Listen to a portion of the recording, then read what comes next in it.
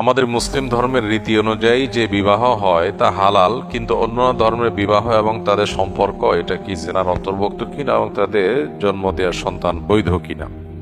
প্রথম কথা হলো, কোনো মানুষ যখন ইসলাম গ্রহণ না করে, কোনো মানুষ যখন বেঈমান হয়, অমুসলিম হয়, কাফির হয়, তখন তার জন্য তো আর হালাল হারামের কিছু নেই।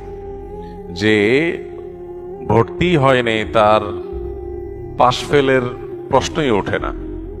ঠিক একইভাবে কোনো মানুষ যখন ইমানদার হয় তখন তার জন্য হালাল হারামের বিধান প্রযোজ্য হয়। কেউ যখন মুসলমানই না, অন্য ধর্মাবলম্বী, তখন তার সম্পর্ক হালাল বা হারাম এর কোনোটার সাথে সম্পৃক্ত করার প্রশ্নই ওঠে না। সন্দেহাতীত ভাবে শরিয়াত দৃষ্টিকোণ বিবেচনা করলে সেটা অবৈধ এবং হারাম। তবে কেউ যদি অমুসলিম অবস্থায়, স্বামী স্ত্রী উভয়ে অমুসলিম ছিলেন, এরপরে তারা ইসলামে দীক্ষিত হয়েছেন, যেমনটি সাহাবা একরামের সময় হয়েছে। বহু সাহাবীরা একসময় তারা অমুসলিম ছিলেন, পরবর্তীতে তারা ইসলাম গ্রহণ করেছেন। যখন ইসলাম গ্রহণ করেছেন তখন তাদের যে বিবাহের উপরে তারা অটল অবিচল ছিলেন সেটার উপরে তারা অটল অবিচল থেকেছেন। ইসলাম গ্রহণ করার ফলে তাদেরকে বিচ্ছেদ করে দেওয়া হয়নি এবং নতুন করে তাদেরকে আকদ সম্পন্ন করা হয়নি সাহাবীদেরকে, যেহেতু উভয়ে ইসলামে দীক্ষিত হয়েছেন।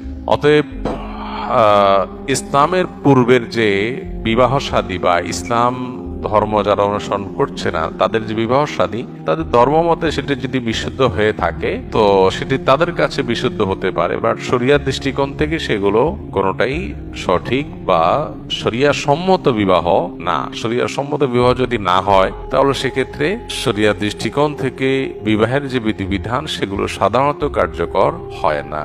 বাট কেউ যদি কোনো ধর্মের, বিশেষ করে আসমানি কোনো দিনকে অনুসরণ করে যদি বিবাহ শাদী করে, সে তার ধর্মের অনুসরণ করে, তাহলে সেক্ষেত্রে তিনি তার ধর্ম অনুসরণ করলেন এবং স্বামী স্ত্রী উভয় যদি ইসলাম গ্রহণ করে ফেরত চলে আসে তাহলে নতুন করে তাদেরকে আর আকদ সম্পন্ন করতে হবে না।